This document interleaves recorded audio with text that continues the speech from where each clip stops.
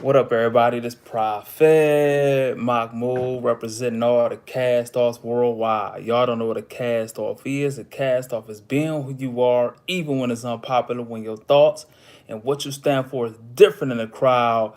You are a cast-off. And once again, I'm at 5 o'clock p.m., and this is the third episode of the Said Watson Live Show. I told y'all I was going to be on time every single day, and I appreciate everybody who taking the time to watch on live. This is Instagram, this is YouTube, and this is Facebook.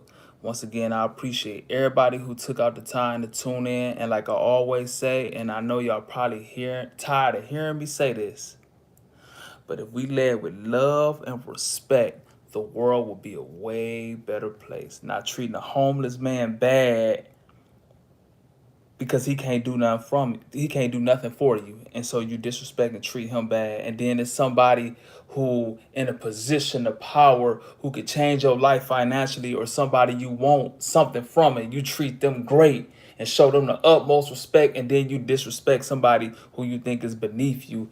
And that's just not a man way. That's just not a that's just not a decent way of being, man. I believe we should lead with love and respect. Treat that homeless man with the same respect we would treat this billionaire. Treat a person we could whoop, or somebody who actually weaker than us.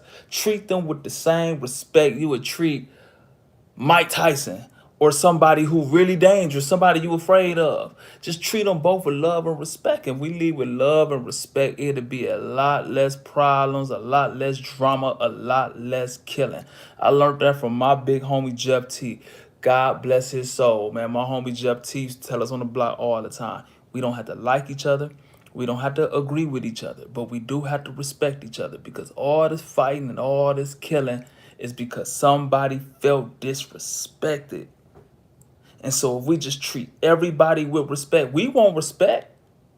And so we got to believe we reap what we sow. If I want people to respect me, if I don't want to be name called, if I don't want people to act like this towards me, that's how we should treat people, because everything we do is a seed. So if we sow the seed of respect, we reap respect. Man, I done been to every ghetto in America.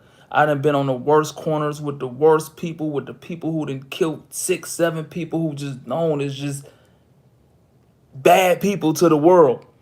And I had no problems nowhere I went. And it's not because I'm a tough guy, not because nobody afraid of me or anything like that. It's because I always live with love and respect the rules and the protocol of the environment I'm going in. And people are human beings at the end of the day. If you lead with respect, they gonna treat you respectfully. And so we can't go in somebody environment and thinking like, I'm gonna change them over to my beliefs, and you go, God should not do this, and you shouldn't eat this, and scripture this, and all this deep ass shit, bro. Instead of just going with love and respect, man. If you lead with love and respect, somebody might listen to you. You know what I'm saying? And as a man, we do not match energy. Do not match energy in order. And I know I'm talking about leading with love and respect, but when we have respect for ourselves, like we should respect ourselves. And when I say that, is like not all that I respect myself and all that. I ain't talking about like that. I'm just saying, like, you know what? I'm a man, bro. These is morals and principles that I live by. I don't care what you do. I don't care what you do. I'm going to keep my integrity. I'm going to keep my morals no matter what y'all do or don't do. I am not matching energy. The moment you kill your respect, your morals to match somebody else, and you acting like them, man, you are a weak weasel. That is you. And a lot of times, but I was acting out of character. No, that's who you really are. And so when you wasn't acting like that, you might have been acting in character like that. And so when you match energy with the scumbags and start rolling around in the mud with the pigs, that's probably who you really is a lot of times. So we got to lead with love and respect for real. I wish, when we get the One Nation of Christ ministry all the way up, and when we get to our own facilities with the sports leagues and the tutoring programs and the businesses and everything together, I want us to greet each other with love and respect. When we see each other, we ain't gonna say hi, good morning. We gonna say love and respect, sister. Love and respect, brother. I think that'd be so dope, man. Lead with love and respect. For real. Just to keep on our mind, man, lead with love and respect. I know I'm going on and on and on about the leading love and respect thing. But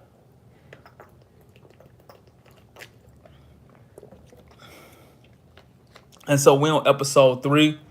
And so if y'all know, with the One Nation of Christ Ministries, we have 7 principles. The first principle is put God first. Put God first in your life. And how we put God first is doing what we know was right and what God wants us to do, no matter how we feel. I might want to take something from somebody because I feel like they don't care about it and I feel like I deserve it, but I ain't gonna do that, bro, because I feel that's the wrong thing to do. I ain't gonna match energy with a weak weasel, not because I'm just this perfect guy, but that's just not the right thing to do. That's how we put God first, for real. And when we walk in our God given purpose, when we take our hardships and all that and we use it to serve people, that's how we put God first. And the law too is doing others as you want done to you. The golden rule to any faith. Doing to others as you want done to you. And today, since it's episode 3, law 3 is we reap everything we sow. Sowing and reaping. Sowing and reaping. And we hear a lot in this. I don't know if it's because I done changed environments or I got older and I'm around different people now, but everybody you meet, I'm not this, I'm spiritual. I'm spiritual. Everybody spiritual. I'm spiritual. I'm spiritual. I'm spiritual. I'm spiritual. I'm spiritual. How you doing? Spiritual? Hey, good morning, Grand Rising. That's not spiritual. Good morning. Everybody's so fucking deep and spiritual. And scripture taught us for real that spirituality is a lot like sowing and reaping. Like it is sowing and reaping. It's a lot like farming. And so the third law is we reap what we sow, right? If we treat the spirit world how farmers treat farming, we have a better understanding of what it means to walk in the spirit and sowing and reaping, right? When a farmer plant tomato seeds, right, or just any seeds, pumpkin seeds, when he plant the seeds, put it under the ground, you bury it, you water it, right? You sow tomato seeds, right? It's not gonna happen overnight. It's gonna develop roots, and then pretty soon the harvest gonna come. And if you plant tomato seeds, you're not gonna get a banana tree. You're not gonna get bananas. You're gonna get tomatoes. And so we have to look at the spirit world and sowing and reaping a lot like farming, right? Because our thoughts are like seeds, just like those tomato seeds. Our thoughts are seeds, right? Our thoughts, whatever we thinking about, it ain't just some stuff in our mind and just imagination or memory. Our thoughts are seeds, right? Scripture teaches us, as a man thinketh, so is he. So when we have a thought and we thinking about something over and over again, right? Those are seeds that go into the spirit world. And just like that farmer who planted that seed and buried that seed underground, you can't see what's going on underground. And that's just like in the spirit world. That seed going to the spirit world. And just like that farmer plant that seed, it grow roots. It's like in the spirit world, grow roots and then pretty soon the harvest manifests in our life. And that's why Jesus said, as a man thinketh, so is he. So whatever we thinking about over and over again, we attract that to our life. And they got books about it, everything called law of attraction, but ain't nothing but Jesus principles. But what we thinking about grow a harvest in our life if we keep that thought over and over, and pretty soon it becomes what we thinking about. We become what we thinking about. And that's just like our words. Our words are seeds. Scripture says life and death is in the power of the tongue. So just like you plant that tomato seed, you go get tomatoes and not apples. Our thoughts is like that. So if you thinking good thoughts, you waking up thinking positive, you're going to get more positivity in your life. But you wake up every morning, this bitch did that. That nigga ain't did that. That nigga ain't shit. This one did me wrong. No, just all your thoughts is negative. And how do our thoughts get negative? Listening to the wrong things, listening to the wrong people, speaking the wrong things, doing the wrong things, looking at the wrong things. Our words produce thoughts, and other people's words produce thoughts. So you let them speak in your life. Now them negative thoughts has developed in your life, and pretty soon they come in your life. And just like our thoughts, our words are seeds, and we keep speaking something over and over. It's like we're sowing a seed and it manifests in our physical life. And just like our actions, we call it karma, we call it a lot of stuff, but it ain't nothing but sowing and reaping. What we do, pretty soon, if I do something, I might not get the results of what I done did right away, because it's just like a farmer planting that seed. Pretty soon that harvest gonna come in his life. But what we do will manifest in our life, and it's just sowing and reaping, man. That's why we say treat people the way you want to be treated. Everything we do is a seed and will manifest in our physical life. I hope I went on and on and on too much about this, but because I supposed to, man, last night, if y'all was with me at 5 o'clock, you know, these shows will be 30 minutes, 30, 40 minutes. I was on here an hour and 20 minutes yesterday. And so I don't want to stay on the topic too long. But that's sowing and reaping. That's sowing and reaping. And I'm spiritual. Oh, that spooky, weirdo stuff, man. But look, man, it's all sowing and reaping. At the end of the day, we reap what we sow.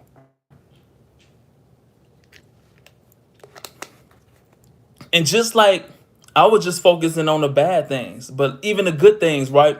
Scripture teaches us, right? Give and it will be given to you. But a lot of times we don't even believe that because we probably gave to a selfish person who ain't gonna give nothing back to us. We probably gave to a user who ain't gonna give nothing back to us, right? We done probably gave to a homeless person who ain't gonna give us nothing back. But just like you sow tomato seeds and pretty soon roots grow and then the harvest come, tomatoes come, that's just like our giving. So when you give and be a blessing, you are sowing seeds of giving in the spirit world. And pretty soon, somebody gonna give to you and be a blessing when you least expect it, from who you least expected from. I know everybody on here has been through that. Like, damn, I didn't expect that person to help me. I expected that person, the person I looked out for, and the person who looked out for you and helped you was when you least expected from somebody you least expected from, and that's from you helping somebody probably 3 months ago or probably last year because you sowed those seeds of giving. And so everything we do is a seed that's gonna come back in our life. And that's why scripture say give and it will be given to you. And just like that's a good seed we sowed, that's why scripture said, as a man thinketh, so is he. So if our mind is always on doom and gloom and I gotta get this person back, we are sowing all those negative seeds. And just like a farmer sowing tomato seeds and roots grow and the harvest finally come, that's just like them negative thoughts. Pretty soon it's gonna manifest in the physical out of the spirit, because our thoughts are spiritual, our words are just ain't sound. We speaking, that is spiritual, bro. Our words are spiritual, man. Our words are so deep, bro. We don't even know that one word could change somebody's life. It could be a person who got the gift, bro. They could go to the next level, and you get one demonic weak weasel in their ear and talk them right out of their dream. And now we done missed out on somebody who could change the world. And on the other hand, it might be somebody who encouraged that person when they felt like quitting, and that person get a pep in their step and start understanding like, man, I am great. And somebody word could talk them into not quitting, and that person could do something great that it can impact the real world, could impact the whole world, man. And that's how powerful words is. It ain't, man, let me tell you something for real. You could get into a fight with somebody and y'all can make up, right? Somebody could say something to you that will hurt and scar you for the rest of your life and made you feel a certain way you would never forget. And you will forgive a person y'all had a whole fist fight about, a whole fist fight with, and y'all might have bust each other lip and y'all probably got over it and laugh about it and probably be cool. Like, man, boy, you was swinging wild, and like, man. But a person could say something to you and it stick with you for the rest of your life. And even if you forgive them, you don't forget. You always keep that in the back of your mind, because a lot of times we cannot forget how something made us feel. We could forget what happened a lot of times, but we never forget how something made us feel. And so our words is so powerful, man. That's why scripture teaches us life and death is in the power of the tongue, for real. I'm going to move on. I'm sorry. I'm going on too long. How many minutes I've been on here? Sorry, y'all. I've been on here 15 minutes and I ain't even got off the intro.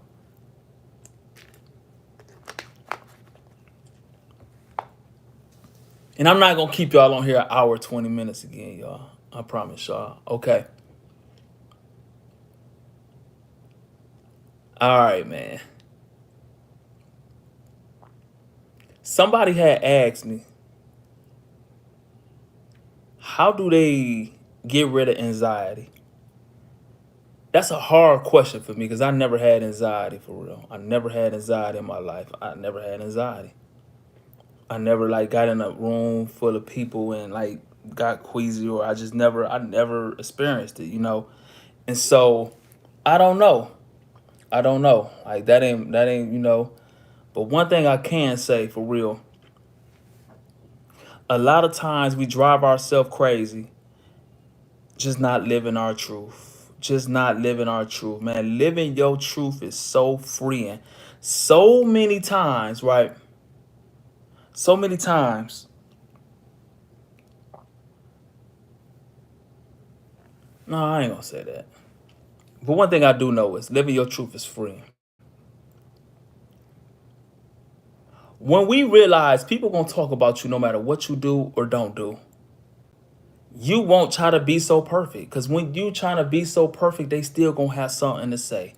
And once I realized like me exposing my flaws to the world, bro, me not trying to be perfect, people come on like, Prophet, first of all, how's your name Prophet? You're not a prophet. I know my name ain't Prophet. That was a name given to me when I was gang banging on the corner, 1100 block of Belmont Avenue. When I was a kid rapping, my blood niggas posted by the stove. They gave me that nickname Prophet way back then. So it's not me talking about I'm a preacher or a pastor or anything like that. Prophet was a name given to me as a kid, bro. And I didn't even know what a prophet was when they gave me that. But what I'm saying is, but if I got on here and try to act like I don't cuss, or act like I'm so perfect, then somebody could expose something I said, and now I'm, you know what I'm saying, and now I don't want to go on the internet and I'm feeling bad. But when you live your truth, they can't hold it against you and you could be free. So you can't even be blackmailed a lot of times. Like, man, I told the people that. And so when you just trying to spray perfume on your BS, that do cause anxiety. That do cause a lot of nervousness, and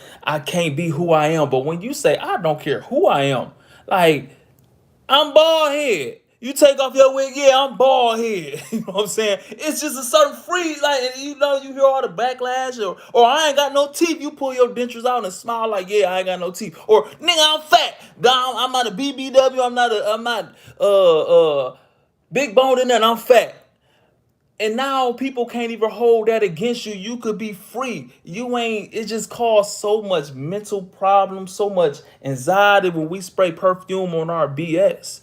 You know what I'm saying? And so I just believe in living naked. And I ain't talking about with no clothes on. Just saying like, just put your flaws on Front Street. People gonna talk about you anyway, even if you hide your flaws. And when you hide your flaws, now you trying to be accepted for something that you really ain't, and that would drive you crazy when you look in the mirror like, man, I'm just a fake ass person, bro. I'm so tired of tap dancing for these people being fake. But when you just live your truth, and then the people accept your truth, like, fuck it, he real, he him. Man, that's the best feeling in the world. And then when people hate you for your truth, like, that's what you really think? Yeah, motherfucker, that's what I really think. I can't mess with you. Good. I know we ain't really supposed to be connected because I believe in this. This is who I am. And if you don't accept that, it ain't meant for us to be connected for real. And so now you know who really for you and who against you for real. It's a thin line. This is my enemies and these is my friends. But if you trying to hide your flaws and go with the crowd and be accepted by people and just try to be something you ain't, man, that shit'll drive you crazy. People opinion. So that's why I always say live your truth for real. But let me get to the point, man. Let me get to this story, right?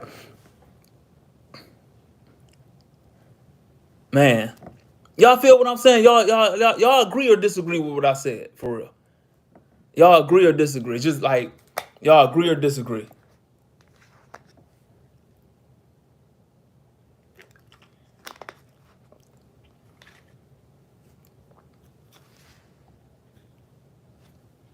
Oh my goodness, my phone.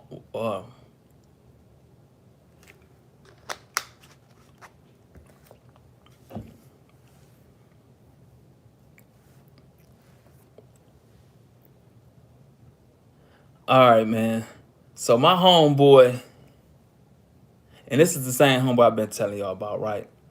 Do y'all probably, if y'all been following me for a minute, y'all remember I told y'all about my homeboy, right? Who was trying to sue this girl that he met on Instagram and flew her out from out of town to Atlanta. And when she got here, she wasn't even the same skin complexion. She wasn't the same weight. She didn't look the same. The filter had her looking totally different. He get to her and like, who are you? And she like, that's me.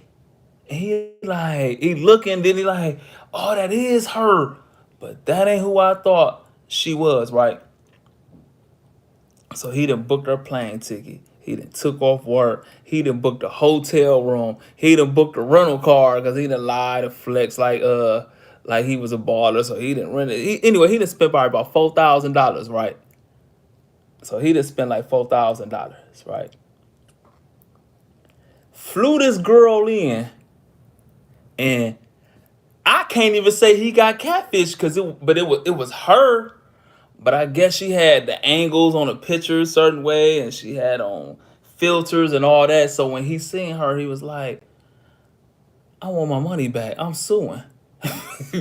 And so a big argument break out. I think she starts swinging on him. And so I know I told y'all that story. And so that ain't the point that I'm trying to make, right? But I'm just letting y'all know a background about my homie. And then I had told another story about my homie. He don't mind me telling these stories. Matter of fact, he tell me, you know what, man, go ahead, tell the story, man. Just don't say my name, man. Everybody need to hear this, right? The same guy I had, the same dude got into it with his child's mama, and she called the police on him. And he didn't assault her. He ain't that type of guy. He ain't no assault guy, but he wouldn't leave the house. Like they was fighting over the baby. He tried to grab his kid. She grabbed the kid. It's my baby. He trying to take the baby. She called the police. They ended up taking him to jail. So I had to bond him out, right? Guess why he was trying to take the baby? Hey, look. Hey, guess why he was trying to take the baby, right? He tried to take his baby and almost got a kidnapping charge with his own kid because he went to go pick up his son. This was his time to they got joint custody, so he was going to pick up his son, right? And the son was getting breastfed, right? He spazzed out. I know y'all like, what's the matter with getting breastfed? It's healthy, it's natural. But the problem is, his child mama wasn't breastfeeding this baby. Her cousin was breastfeeding the baby, and her cousin smoked Black and Miles, drink 40s, drink Hennessy. You know what I'm saying? Got you know what I'm saying? I don't want to put her business out, but she's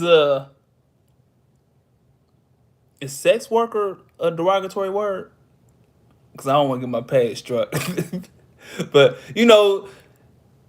she, got a, OnlyFans, and you can meet her for $50. And so that's who was breastfeeding his son. He spazzed out, boy. He spazzed out, man. He spazzed out. Give me my baby. Like you know what I'm saying? He spazzed out, and so he in the car crying when I get him from jail. When I go pick him up from jail, I'm thinking he crying about jail. He ain't crying about jail. He's still crying about the son. Like, man, I can't believe it, bro. Can't believe it. Out of all the titties that been in my baby mouth, that one was in my baby mouth. You know how many lips that been on those titties? Man, he really crying, bro. He said it probably wasn't milk coming out, bro. It was probably Hennessy coming out. My baby probably drunk. He's like, man, my baby drunk. Did you see me looking drunk? I'm looking like, man, I wasn't there, bro. I wasn't there, man. But like, man, my baby was drunk. Well, I'm sure it was Hennessy coming out those breasts. And so, it's the same dude, right? So it's the same dude, right? It's the same dude.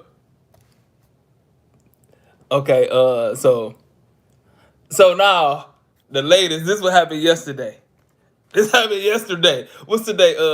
This happened June 13th. I remember because my homeboy D-Bay's birthday. So he meet another girl on a dating site though, on Facebook dating. So he go see her. He go like she go to the restaurant before him. You know what I'm saying?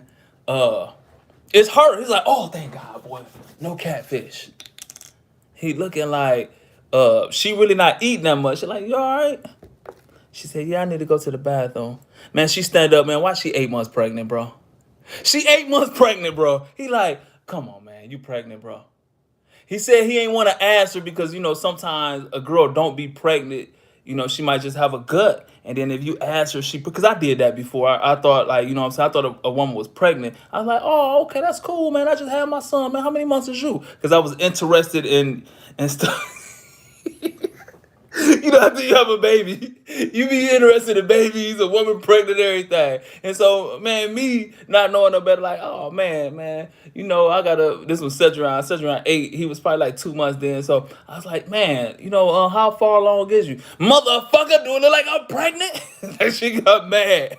She got mad. So I don't do that no more. I would never assume a woman pregnant in my life. But my homeboy, he seen her get up and he was like, man, I know she ain't pregnant, bro. She ain't even a little pregnant. She big pregnant, bro. Like, she big pregnant. She big time pregnant. Man, I might have to deliver this baby at the restaurant how pregnant she is, bro. And he was like, man, like, I can't believe it. Man, he deleted his Facebook. I said, why didn't you delete the Facebook day? No, I don't want no social media. I got catfish once, spent $5,000. Now this pregnant girl that showed up, man. And so, man, Young Hirsch, what's good with you? And if I don't see the comments, I'm sorry because I'm on 3. Is this Instagram? This Instagram, this is YouTube, and this is Facebook. Young Hirsch, boy, I ain't seen you about. I literally ain't seen you in 7 years. But yeah, man, that's what happened, man. My homeboy went on a date.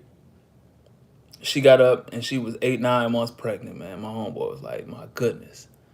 And he said, good thing came out, like, she wasn't hungry. I had to spend no money. And so that was a good part of it. But yeah, man.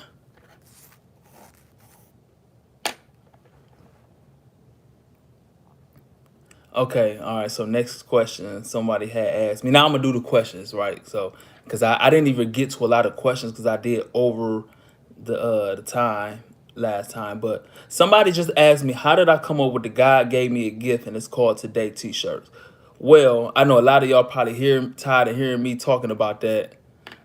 Man, I seen that, man. I seen it, man. Congratulations. I love to see people married, man. Like, I love to see people, man. I love to see marriage, man, because it's a satanic attack on family. It's a satanic attack on family, bro. Because I really believe, little boys need their dads. Little boys need their dads and their moms. And so sometimes as a single parent, man, you gotta work so hard. Inflation is a mug. The price of living is double everywhere. So as a parent, you gotta work harder just to keep food on the table, lights, gas, clothes, all that stuff. And then a lot of times you be too tired to really do anything else with your kids because kids require, you got them in sports, you got them in piano lessons, you gotta watch movies with them, you gotta clean up after them, you gotta teach them, you gotta do homework, you gotta love them, you gotta listen to them, you gotta talk to them. But like a lot of times when you overwork, that part is hard. So we need two parents. And so when we have a functional family, if we have functional families on a block, you have a great block. And I know I said this yesterday, but I have to repeat this, man. If we have a great block with great families, we have a great neighborhood. We have great neighborhoods, we have great communities and great cities. Great cities, we have a great state. We have great states with families on the block, family based. We have a great country, we have a great country, and every country was like that. We have a great world. But Satan is after the world. It's a spiritual fight going on, right? And Satan understand if I attack the household, I could basically attack the whole world because the household is where, it's an old saying. It's an old saying. I forgot the old saying. I said it yesterday, but I forgot. It's something about the household. Oh, everything starts at home. Everything starts at home. And that is so real, bro. It is so real. It is so real. Everything starts at home. And so if mama and daddy get disrespected by this kid, what you think that kid gonna do to teacher and basketball coach and police officer and everywhere you go? Like, and then now you got to go to jail to learn respect for real. Cause jail, like going to jail, teach you respect for real. I know it sounds crazy, but for real, jail will teach your ass respect. That's why you see that little disrespectful 19-year-old go to jail about 12 years, come out respectful as hell. Dead serious. And so if it ain't taught at home, man, you get out in the real world, man, don't respect nothing. And so that's why I always say lead with love and respect, and Satan is after the family. That's why I love marriage. I love marriage so much, bro. I love it. And that's why I believe that it's a satanic thing when we giving a man what's that, what did I say yesterday? The beauty pageant. A man won the woman beauty pageant of Maryland, Miss Maryland. A man won Woman of the Year by President Joe Biden, bro. Like, and I believe that is shit just to destroy the family so Satan can have the world, to keep it all the way 100, bro. And I know I'm going on. This ain't even a topic. My YouTube about to die, so let me hurry up and keep going. What I supposed to talk about next? Oh, God gave me a gift in this call today, right? Well, I don't even want to I keep telling the same story. People are so tired of hearing me getting stabbed, right? But it did come when I got stabbed. You know, like, I got stabbed here. They had to put the thing up here because my lung collapsed. They had to cut me here and stuff like that. I got stabbed in my chest and my stomach, right? And I was in the hospital for almost a month. And I'm going over my life. And only thing going on my head is these Toledo riots. You know, I made CNN, I threw the bricks, and the whole full-fledged riot break out on North Toledo. And so I'm like, man, I don't even care if I die. This is how I'm talking to God, bro. Like, man, if it's my time to go, I can leave, bro. This is how I'm really talking. If it's my time, because I never thought that I'd make it to 30 anyway. I never thought I'd live that long. So I'm like, well, here it is. But some of my spirits tell me, nah, this ain't it. This ain't the time, right? And so God spoke to me and said, what I put you on this earth to do, you ain't even started yet, right? And so that's when I started reflecting over my life. Only thing popped in my head was Toledo riots, right? I ain't have a kid yet or nothing like that. And so, and then I realized I have lived a shitty life. I lived a shitty life. I want to live now, God. I don't want to die no more, God. I changed my mind, right? And so once I wake up, out of the medical induced coma, I got the tube in my mouth and plugged up. I'm like, what the fuck? I didn't even know where I was at. But I was just so happy to live. Like, it's a spirit. Like, whenever you on your death, it's a spiritual fight to live. And you can't even explain it to a person who ain't never been shot in their head or stabbed in their stomach and, like, had to fight for their life. You can't even explain it because it don't make sense. But it's a spirit fight. You hold on, but you don't even know where you at, but you're just trying to live. I can't even explain it. But you lived, and once you make it and your eyes open, like, oh, my God, your spirit is in you, you won't have nothing left. And only thing I realized, like, today is a gift from God. And at that moment, I was dwelling in the past too much, always stressed out, depressed over stuff happened. Or I was so worried about my rap career, what's going to happen, financial problems, that I was still stressed, having anxiety. You know what? I really did now. Thinking about what's going on in the future and not taking advantage of the gift of today. And I said, when I get out this hospital, I'm going to really live, because I understand today is a gift from God. And that's where I came up with the phrase, God gave me a gift and it's called today. And I started posting that on my stats, and it was just everybody loved it. Then I put it on the t-shirt. And so, but yeah, that's how that came across. And then the next question was somebody really asked me how did I start the t-shirt line. But yeah, this was my first shirt, was the cast off wear. It was the cast off shirt. And so my slogan when I used to do music, I am who I am, even when it's unpopular. That's for all the cast offs. When our thoughts and what we stand for is different in the crowd, we are a cast off. Because nowhere I was at, I ever fitted in. When I played basketball, I was too much of a thug gangbanger to fit in with the basketball players. But on the block with all the killers, even though I did everything they did, my mindset was like, man, we got to get off of this block. We got to put our money together and buy this community and have, it's a black-owned community. It's a black-owned community, but blacks don't own nothing in this community. The Arabs own everything, the Asians own everything, and we don't own nothing. And we take all this money that we selling drugs with and give it to them, and they take it out of the community. We need to function like Chinatown. That was my thoughts at 15 years old. You know what I'm saying? And so I never really could fit in with them, because them niggas ain't care. Like, man, fuck all that shit, nigga. Fuck all that, bro. Nigga, get money, throw this shit, nigga. That's what this shit for. And then so, like, we was different.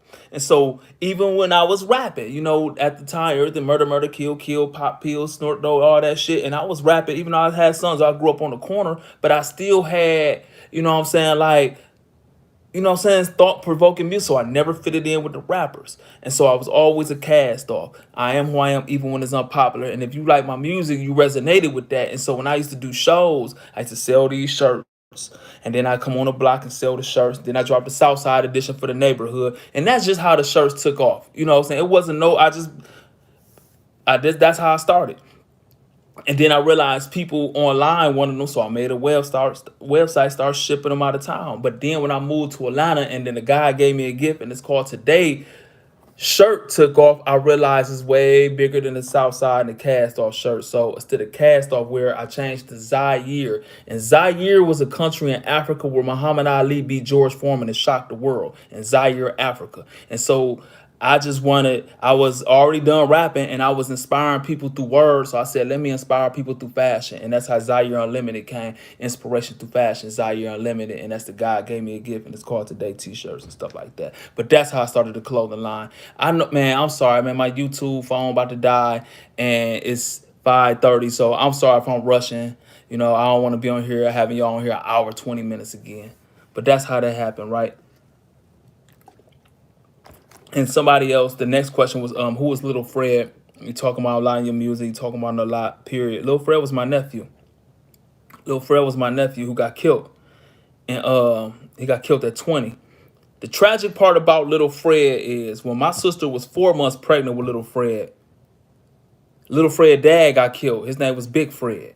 So if y'all listen to my son, I grew up on the corner. I said Fred, Quincy, and Dion died the same month. You know what I'm saying? A lot of people think I'm talking about my nephew. But nah, I was talking about his dad, right? So Big Fred was my son. I said my son was my nephew's dad, and was crazy. Big Fred, whose name was Fred Carter, his dad name was Fred Willis. They call him Freddie Lee. He got killed at like 23. Then his son get killed at 19 by the police. Then his son get killed, which was my nephew, at the age of 20. So all three generations of Fred got murdered violently as basically kids, right?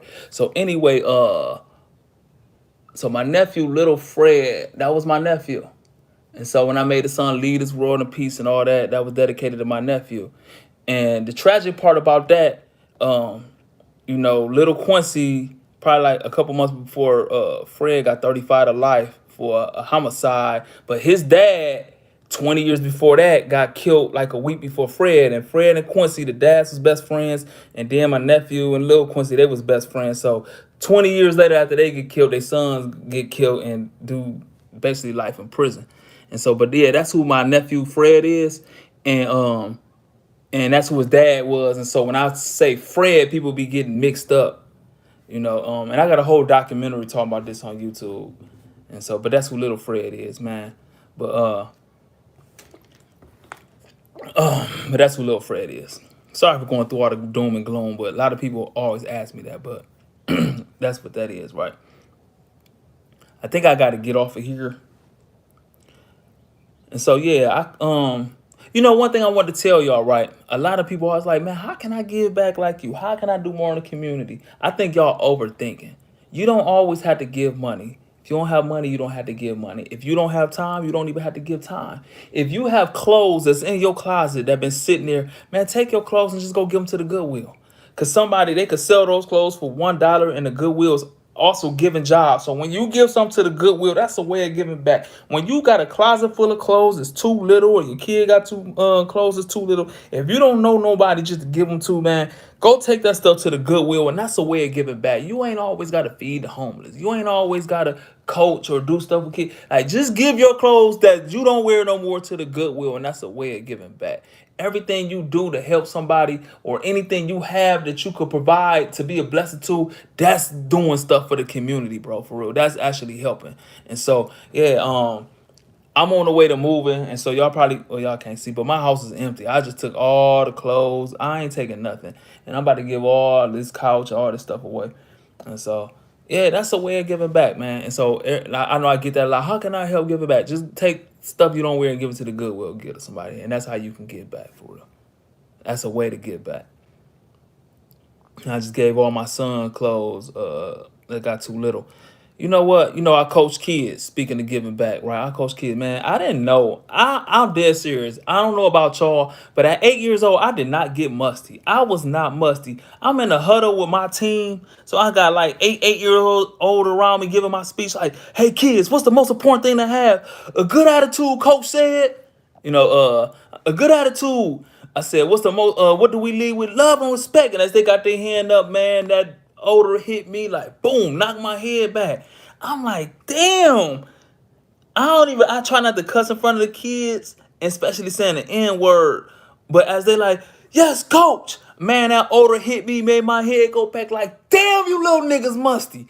I'm dead serious. I said, man, they hit me. I said, damn, you little niggas musty. And I don't ever want these little black babies saying nigga, man, for real. But I didn't, man, that showed the ignorance in me. That's what's in me, for real. Man, they talk, what I'm saying, these little beautiful black little boys, man. Love these little kids, man. Y'all are too little to pack a odor like that. They like, yes, coach said, boom, like, God, leave you little niggas musty. Damn, and I think my son was the mustiest one. Goodness gracious, man, oh my God. And I know I told y'all that story about I thought somebody was musty and the whole time it was me. No, it was them.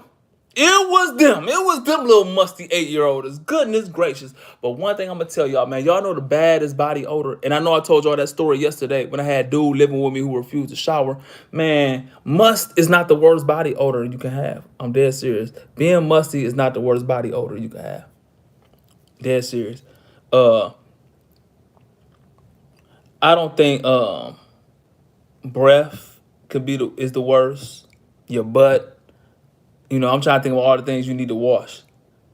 Cause you could go upstairs and somebody could be musty. You ain't gonna smell them downstairs. Man, them feet, boy. When somebody feet stink, you can smell that through the whole house. I'm dead serious. Feet. And like I told when dude was staying with me, man, them feet, man, like just blowing me away every single day. It's like the air was so thick of his feet odor. Like I had to struggle through the air. Like I'm walking and couldn't move because his hair, his breath, his feet was all, and the air was so thick. Like I had to tear through the air like a mama child, like a baby coming out. No, they don't do that. Babies don't do that when they come to mama. I'm watching too much TV. But it's like you fighting through the air like, God, it just like, man, come on, bro, man. You know it's time to go. If I got a gag in my own house, man, for real, man. I'm sorry, man. My phone about to die on YouTube, man. Did I talk about everything? Cause my phone really about to die, man. I might have to just make another YouTube. Oh my God, I can't believe my phone about to die. I'm sorry, I had to turn this to a comedy show, man. I'm supposed to be on here serious, man. I'm sorry, man. I'm sorry, man. I cannot stop it from going left field. Goodness gracious. But I'm telling y'all, man, yeah. Y'all know what I really can't stand? I'm dead serious. It's story toppers, man. Have y'all ever met a story topper? Somebody, no matter what you say, they gonna find a way to top your story. I'm dead serious. You could just say something like, yeah, man, yeah, man, I went to the beach. I couldn't believe it, man. I'm swimming in the water and my hand hit a fish. Nigga, that ain't nothing. I jumped off a yacht in the middle of the ocean and bumped into a shark. Like, come on, bro, stop it. You bumped into a shark and you still got your arm, bro. That's like a story topper. That man, I've been getting on my nerves. I've been meeting a lot of them recently. And ain't nothing worse to me, in my opinion, when you meet a woman who been divorced and everything you do, she compares to her ex-husband. Every story you tell, like, it could be something simple like, yeah, like, or whatever story you say, it bring flashbacks of her ex-husband. Like, yeah, man, I like driving at night. You know what I'm saying? Like, yeah, get a peace of mind. Yeah, me and my ex-husband, we used to drive at night.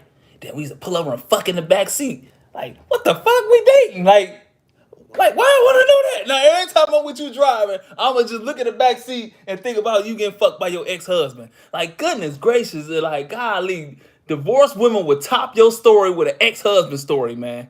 Goodness gracious, what am I talking about? Let me get back on track. But let me get up out of here, man. Hey, my phone about to die. I will stay on here longer, but my phone really about to die. So I'll see y'all tomorrow. I got a lot more to talk about. but we're going to talk about it tomorrow. I appreciate everybody who took out the time to tune in. Shout out to all the cast-offs worldwide. Y'all don't know what a cast-off is. A cast-off is being who you are, even when it's unpopular, when your thoughts and what you stand for is different in the crowd. You are a cast-off. Make sure y'all hit like and subscribe, because this make the algorithm go up so more people can see the video. And guess what? I'm out. Well, I think I'm out. I'm almost out. I got to close it out.